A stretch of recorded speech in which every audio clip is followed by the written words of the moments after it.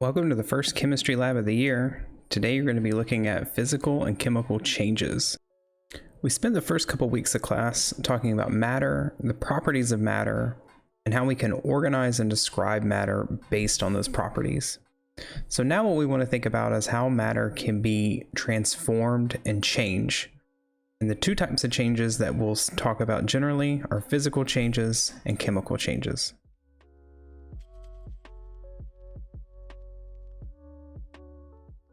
The first thing you should do today is to make space in your notes or your notebook, record observations, and answer questions for this lab. I recommend dedicating a new piece of paper or a new page in your notebook for each lab that we'll do this year.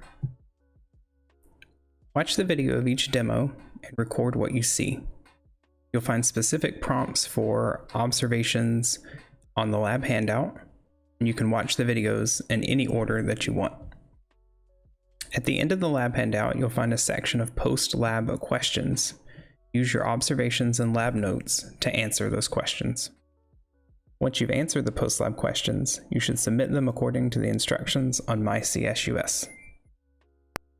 Before you go watch videos and record observations, let's talk about our driving questions for today's lab. First, what's the difference between a physical change and a chemical change? And second, if a chemical change has occurred, how will we know? What are the signs of a chemical change? Keep these questions in mind as you work through today's lab. Enjoy.